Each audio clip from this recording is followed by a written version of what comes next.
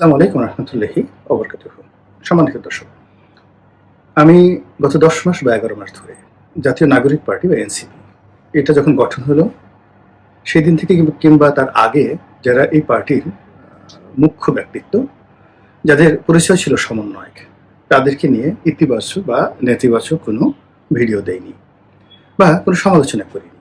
কারণটা হলো, এক ধরনের আপত্ত স্নেহ কাজ করেছে, কৃতজ্ঞতা বোধ কাজ করেছে এবং আমরা যারা বয়স্ক লোক যে সাহস দেখাতে পারিনি, যে শক্তি দেখাতে পারিনি কিংবা যে নেতৃত্বটা আমরা দিতে পারিনি, এই যে ছাত্র সমন্বয়করা তারা সেই নেতৃত্ব দেখিয়ে শেখ হাসিনার বিরুদ্ধে একটা আন্দোলনকে চূড়ান্ত পর্যায়ে নিয়ে তারা একটি গণ অভ্যুত্থান ঘটিয়ে দিয়েছেন। তো কাজেই সঙ্গত কারণে তারা যা কিছু করছে সবকিছুর উপরে আমার একটা দোয়া ছিল, আশীর্বাদ ছিল এবং শুভাশিস ছিল যে তারা ভালো করুক।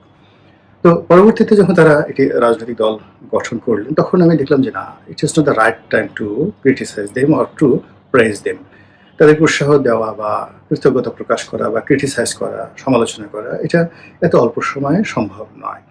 অনেকে তাদেরকে নিয়ে ঠাট্টা করেছে, মস্কা করেছে, এখনো করে যাচ্ছে। কেউ কেউ তাদেরকে শিশু দল, শিশু party, children party, circus party, এই সকল কথাবার্তা কিন্তু সবাই বলার চেষ্টা করেছে এবং করে চলেছে এবং তাদেরকে হেয় করার জন্য, তাদের ক্যারেক্টার অ্যাসাসিনেশনের জন্য এমন কোনো কর্ম নাই যে অনেকে করছে না।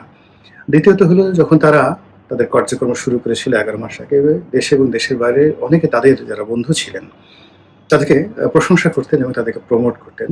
হাল আমলে দেখা যাচ্ছে যে অনেকেই তাদেরকে ত্যাগ করে কেউ জামাতের পক্ষে চলে গেছেন, আর কেউ বিএনপির পক্ষে আলটিমেটলি চলে গেছেন। জামাতের পক্ষে যারা চলে গেছেন তারা জানেন যে এনসিপির সঙ্গে জামাতের একটা ভালো সম্পর্ক আছে, তারপরে সরাসরি মানে এনসিপির উপর আশীর্বাদটা সরিয়ে নিয়ে তারা এখন জামাতের আমিরের দিকে ফোকাস দিচ্ছেন। এই গেল অবস্থা। দ্বিতীয়ত হলো যে সাম্প্রতিক সময় গত সেই ২-৩ সপ্তাহ ধরে, বিশেষ করে এই জুলাইয়ের ১ তারিখ থেকে তারা যে কার্যক্রম চালাচ্ছেন, সেই কার্যক্রম চালানোর ফলে অনেকগুলো মানুষের সাথে তাদের সম্পৃক্ততা হচ্ছে এবং তারা সত্যিকার অর্থে পরিশ্রম করছেন। ৬৪টা জেলায় যাচ্ছেন, দিন নাই রাত নেই, হুমকি ধামকি, তারপরে শেষে এতটা পরিশ্রম, বিশেষ করে যাতায়াতের ক্ষেত্রে তাদের সবারই চেহারা সুরতে ক্লান্তির স্পষ্ট ছাপ, অনেকে কালো হয়ে গেছেন এবং তাদের প্রায় সকল সমাবেশগুলোতেই লোকজন আসছে এবং তারা সব জায়গাতে খুব বিপ্লবী কথাবার্তা বলছেন এবং এখন তাদেরকে সবাই কাউন্ট করা শুরু করেছে এবং তারা যাকে বলা হয় তাদেরকে একেবারে তুচ্ছ তাচ্ছিল্যের পর্যায়ে কেউ ফেলে দেবে এরকম কোনো অবস্থায় তারা নেই। ফলে মনে হচ্ছে যে তাদেরকে নিয়ে আসলে আলোচনা বা সমালোচনা করা উচিত। এ কারণে হলো তারা এখন আলোচনা সমালোচনার পর্যায়ে চলে এসেছেন। এই জন্যই মূলত আজকের এই ভিডিওটি। আমি যে জিনিসটা লক্ষ্য করলাম সেটা হলো যে গোপালগঞ্জের ঘটনার পর থেকে বিশেষত আমরা যেটা দেখলাম যে একটা রাষ্ট্রশক্তি যেভাবে এই রাজনৈতিক দলটিকে সাহায্য এবং সহযোগিতা করে চলেছে, এরকম সাহায্য এবং সহযোগিতা আমরা কোনোদিন দেখিও নি, শুনিও নি। সাধারণত যে কিংস পার্টি হয়, তো সেই কিংস পার্টিকে ব্যাকআপ দেওয়ার জন্য ডিজিএফআই টাকা দেয়। রাজনৈতিক দল যেটা প্রধান মাদার পার্টি থাকে, যারা ক্ষমতায় থাকে, তারা সেখানে গোপনে টাকা পয়সা দিয়ে, লোকজন দিয়ে সাহায্য করে, সহযোগিতা করে। কিন্তু এই প্রথম যেটা দেখলাম সেটা হলো, শহীদ প্রেসিডেন্ট জিয়াউর রহমান যেভাবে বিএনপি গঠন করেছিলেন, ঠিক তার চাইতেও ম্যাটিকুলাসলি, তার চাইতেও দ্রুততার সাথে, ক্ষিপ্রতার সাথে, অনেকটা যাকে বলা হয় অ্যারোগ্যান্টলি বর্তমান সরকারের যারা কর্তা ব্যক্তি তারা এই এনসিপি গঠনে গুরুত্বপূর্ণ ভূমিকা পালন করছে। দ্বিতীয়ত, এই দলের যারা নেতাকর্মী রয়েছেন তাদেরকে প্রোটোকল দেওয়ার জন্য ডিসি, এসপি, থানা, পুলিশ থেকে শুরু করে, যেটা আমরা অতীতে কখনো দেখিনি, সেটা হলো পুরো সেনাবাহিনীকে নিয়োগ দেওয়া হয়েছে। এবং গোপালগঞ্জের গোলাগুলি এবং সেখানে নৌবাহিনী, সেখানে বিজিবির উপস্থিতি, সেখানে সেনা সদস্যদের গুলি করা, এই সবই কিছু করা হয়েছে এনসিপিকে প্রোটেকশন দেওয়ার জন্য, এম্পাওয়ার্ড করার জন্য, শক্তিশালী করার জন্য এবং তাদের রাজনীতি প্রতিষ্ঠিত করার জন্য, যেটা কখনো কেউ করেনি। অতীতে 111 করেনি, অতীতে এরশাদ শাহী করেনি, কিংবা অতীতে জেনারেল জিয়াউর রহমান যখন মার্শাল ল দিয়েছিলেন তখনও তিনি তার জাগো দল বা তার বিএনপিকে প্রতিষ্ঠা করার জন্য তিনি এই সেনাবাহিনীকে সরাসরিভাবে নিয়োগ করেননি। তো কাজেই একটা রাজনৈতিক দল যেখানে তরুণরা আছেন এবং তাদেরকে পেছন থেকে ব্যাকআপ দেওয়ার জন্য দেশি বিদেশি অর্থের ভান্ডার, বাংলাদেশের যত কর্পোরেট হাউস রয়েছে তাদের সাহায্য সহযোগিতা, যারা বিভিন্ন সময় যাকে বলা হয় রাজনৈতিক দলগুলোকে সহযোগিতা করেন গাড়ি ঠাড়ি দিয়ে, এই সমস্ত লোকজন এনসিপির নেতাদের এই লজিস্টিক সাপোর্ট দেওয়ার জন্য যেভাবে সহযোগিতা করেছে, এটা বাংলাদেশে আর কেউ কখনো পায়নি, দেখেনি, করেনি। কাজেই এনসিপির গুরুত্ব নিয়ে যেভাবে কথা বলার দরকার রয়েছে, এটার ভবিষ্যৎ নিয়ে কথা বলার দরকার রয়েছে। এবং এরা যদি জয়লাভ করে সেক্ষেত্রে কি ধরনের ইতিহাস হতে পারে, আর এরা যদি পরাজিত হয় তাহলে কি ধরনের পরিণতি হতে পারে, এগুলো নিয়ে আমাদের আসলে চুলচেরা বিশ্লেষণ করতে হবে। এর কারণ হলো তাদের মাধ্যমে আমাদের এই দেশের ইতিহাসের একটা টার্নিং পয়েন্ট, মানে ইতিহাস একটা বাঁক নিতে যাচ্ছে, একটা সিস্টেমটা পরিবর্তন হয়ে যাচ্ছে। এবং এদের মাধ্যমে এখন এই যে সংসদীয় পদ্ধতির সরকার থেকে যদি রাষ্ট্রপতির শাসিত সরকারে চলে যায়, এক কক্ষ বিশিষ্ট পার্লামেন্ট থেকে যদি 2 কক্ষ বিশিষ্ট পার্লামেন্টে চলে যায়, কিংবা ধরুন প্রাদেশিক সরকার হয়ে যায়, এরকম অনেক কিছু মানে একেবারে পরিপূর্ণভাবে 180 ডিগ্রি অ্যাঙ্গেলে বা 90 ডিগ্রি অ্যাঙ্গেলে বাঁক নেওয়ার জন্য প্রস্তুত হয়ে আছে রাজনীতি, অর্থনীতি, ভৌগোলিক অবস্থান থেকে শুরু করে আরও অনেক কিছু। যেমন গোপালগঞ্জ জেলাকে ভ্যানিশ করে দেওয়ার কথা হচ্ছে। গোপালগঞ্জ নামটাকে কবর দেওয়ার জন্য সেখানে তাদের যে সংসদীয় আসনগুলো আশেপাশের 5টি জেলার মধ্যে ভাগ করে সমানভাবে ভাগ করে দেওয়ার কথা হচ্ছে। এটা সেই প্রথম মহাযুদ্ধের পরে যেভাবে অনেক এলাকায় ভূমি ভাগ হয়েছিল, বিশেষ করে মধ্যপ্রাচ্যে অটোমান সাম্রাজ্যের পতনের পরে পুরো মধ্যপ্রাচ্য যেভাবে ইংল্যান্ড, ফ্রান্স এবং আমেরিকা ভাগ করে নিয়েছিল, ঠিক ওইরকম গোপালগঞ্জ ভাগ করে নেওয়ার কথাবার্তা হচ্ছে। হবে কি না হবে পরের ব্যাপার, কিন্তু কথাবার্তা হচ্ছে। এবং দ্বিতীয় বিশ্বযুদ্ধের পর যেভাবে বার্লিন ওয়াল হয়েছিল এবং পুরো বিশ্ব দুটো ভাগে বিভক্ত হয়ে গিয়েছিল, একদিকে সমাজতন্ত্র ওরফে সোভিয়েত ইউনিয়ন, অন্যদিকে ধনতন্ত্র ওরফে আমেরিকা এবং ইউরোপ। তো কাজেই এই যে বাংলাদেশের যে জুলাই আগস্ট বিপ্লব, এই বিপ্লবের ফলে আগামী দিনে যদি এই বাংলা একটা বার্লিন ওয়াল হয়, কিংবা প্রথম মহাযুদ্ধের পরে যেভাবে মধ্যপ্রাচ্যের মানচিত্র বদলে গিয়েছিল, ওইরকম যদি মানচিত্র বদলে যায়, দ্বিতীয় বিশ্বযুদ্ধের পর যেভাবে ভারত খণ্ড বিখণ্ড হয়ে গিয়েছিল, ওইরকম যদি হয়, অস্বাভাবিক কিন্তু কোনো কিছুই নয়। কাজেই এই তরুণদেরকে নিয়ে আলোচনা করতে হবে, কথা বলতে হবে এবং তাদের রাজনীতি নিয়ে মূল্যায়ন করতে হবে। কারণ হলো তারাও বুঝে গেছে যে তারা যদি বিজয়ী হয় তাহলে সিংহাসন তাদের, আর যদি পরাজিত হয় তবে হজরত আজরাইল আলাইহিস সালাম তাদের বাড়ির যে সীমানা প্রাচীর, এই সীমানা প্রাচীর তারা অনেক আগে হজরত আজরাইল আলাইহিস সালাম চিনে গিয়েছেন। এখন আজরাইল আলাইহিস সালাম যে তাদের সঙ্গে মোলাকাত করবেন, এটা কি ফাঁসির দড়ি নিয়ে করবেন, নাকি ফায়ারিং স্কোয়াড নিয়ে করবেন, নাকি মব নিয়ে করবেন, না গণপিটুনি নিয়ে করবেন, সেটা পরের ব্যাপার।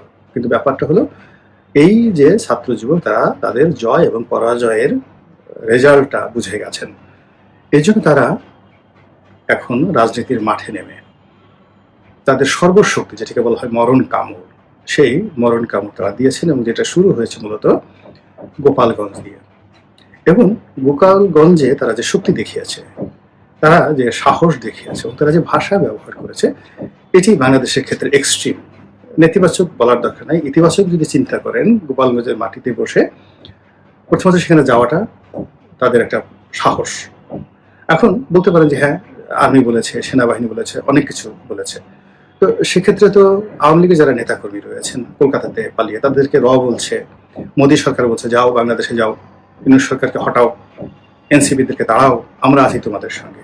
তো বাংলাদেশের চেয়ে বড় সেনাবাহিনী তো ইন্ডিয়ান যে সেনাবাহিনী, তারা যে আওয়ামী লীগের লোকদেরকে এভাবে বলছে না, এটা আপনি কি করে বুঝলেন? তারা তো প্রতিদিনই চাচ্ছে আজকে শেখ হাসিনা ঢুকে পড়ুক, আজকে আওয়ামী লীগের যারা লোকজন ঢুকে পড়ুক। এর কারণ হলো বাংলাদেশে এই মুহূর্তে যা কিছু হচ্ছে, প্রতিদিন রাজনৈতিকভাবে, অর্থনৈতিকভাবে ভারত যে ক্ষতির মুখোমুখি হচ্ছে এবং যে অপমান অপদস্থের শিকার হচ্ছে, এটা তো ভারতের যে অসহ্য। ফলে তারা সর্বশক্তি দিয়ে আওয়ামী লীগকে বাংলাদেশে ঢোকানোর চেষ্টা করছে এবং আওয়ামী লীগকে ইনফ্লুয়েন্স করার চেষ্টা করছে যে এনসিপির ছেলেরা যেভাবে তোমার গোপালগঞ্জে গিয়ে হানা দিয়েছে, তোমরাও বাংলাদেশে গিয়ে তোমাদের নিজ মাতৃভূমিতে গিয়ে শত্রুদেরকে মোকাবেলা করো, আমরা যা কিছু আছে সবকিছু দিয়ে যেভাবে 71-এ সহযোগিতা করেছি এভাবে করবো। কিন্তু আওয়ামী লীগ আসছে, এখন পর্যন্ত কিন্তু আওয়ামী লীগ আসছে না। তো সেই দিক থেকে আবার যদি ধরেন তারেক রহমান সাহেব, ইনিও তো লন্ডন থেকে আসছেন না, তো সেই ক্ষেত্রে গোপালগঞ্জে যাওয়াটা এত সহজ বিষয় ছিল না। এখানে আপনারা শুধু ট্যাঙ্ক দেখছেন, এপিসি দেখছেন, হেলিকপ্টার দেখছেন, নেভির গানবোট দেখছেন, পুলিশ দেখছেন, বিজিবি দেখছেন। এইগুলো দিয়েও কিন্তু ইচ্ছা করলে যেখানে মৃত্যু ঝুঁকি থাকে শতভাগ, সেখানে অনেকে যায় না। যারা যায় তারা সাহসী। এনসিপি যারা গেছেন নিঃসন্দেহে তারা খুব সাহসী, অথবা তারা খুবই বোকা, অবোধ শিশু, যে তারা বুঝতেই পারে না যে এখানে গেলে তাদের বিপত্তি হতে পারে। তো তারা সেখানে গেছে। 2 নম্বর হলো, সেখানে তারা দেখতে পাচ্ছিল মারামারি হচ্ছে, তাদের সভাস্থল আক্রমণ করা হচ্ছে, কিন্তু তারা সেই অবস্থায় কিন্তু বক্তৃতা চালিয়ে গেছে, সেই অবস্থায় মারামারি করেছে, সেই অবস্থায় মোকাবেলা করেছে। তারপরে সেখান থেকে তারা এসে ঢাকা ফিরে আসেনি। গোপালগঞ্জ থেকে তারা পরবর্তী প্রোগ্রাম তারা করার জন্য খুলনাতে চলে গেছে। অর্থাৎ তাদের যে গতি, সেই গতি থামেনি।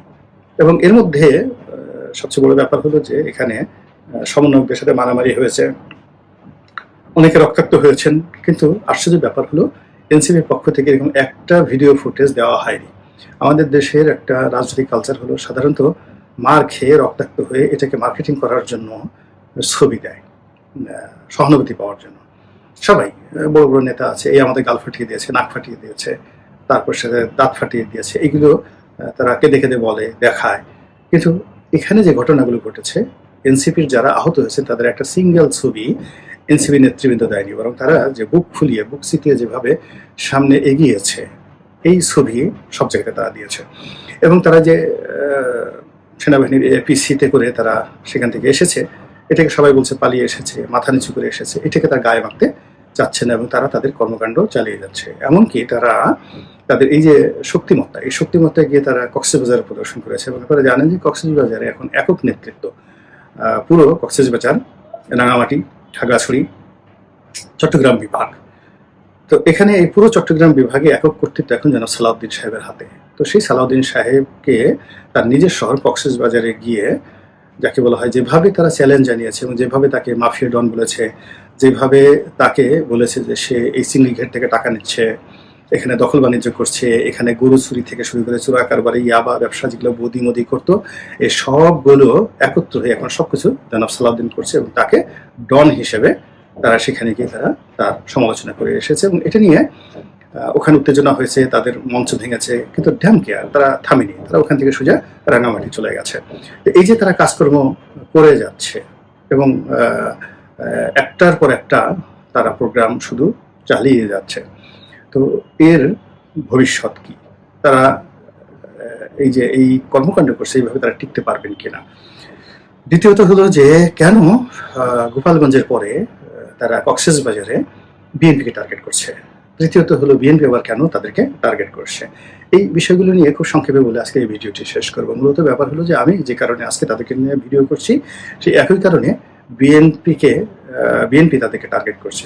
কেননা বিএনপি এতদিন তাদেরকে শিশু দল হিসেবে যেভাবে তুচ্ছ করছিল, তাচ্ছিল্য করছিল, এবং যেভাবে তারা মনে করেছিল যে ডক্টর ইউনূস তাদের সঙ্গে লন্ডনে যে বৈঠক করেছেন, সে বৈঠকে বড়জোর আমরা যারা জানি না তারা আশা করেছি যে হয়তো ডক্টর মোহাম্মদ ইউনূস নিজের সেফ এক্সিট চেয়েছেন, এবং এই তরুণদেরকে পুনর্বাসন করা বা তাদের সেফ এক্সিট দেওয়ার ব্যাপারে তারেক রহমান সাহেবের সাথে কথাবার্তা হয়েছে।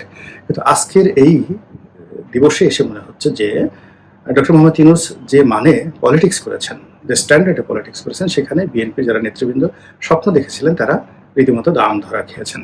তো রাম ধরা খাওয়ার এই যে ব্রিদিং টাইম, এই ব্রিদিং টাইমে এনসিপি এই যে জুলাই মাসটাকে টেনে নিয়ে এসেছে এবং জুলাই চার্টারের একেবারে দ্বার প্রান্তে চলে গেছে। এবং তারা যত বেশি অ্যারোগ্যান্ট হবে, যত বেশি বিএনপিকে বিক্ষুব্ধ করে দিতে পারবে এবং বিএনপিকে পাগল বানিয়ে ফেলতে পারবে, সেই ক্ষেত্রে একতরফাভাবে তারা জুলাই চার্টার ঘোষণা করার সুযোগ পাবে।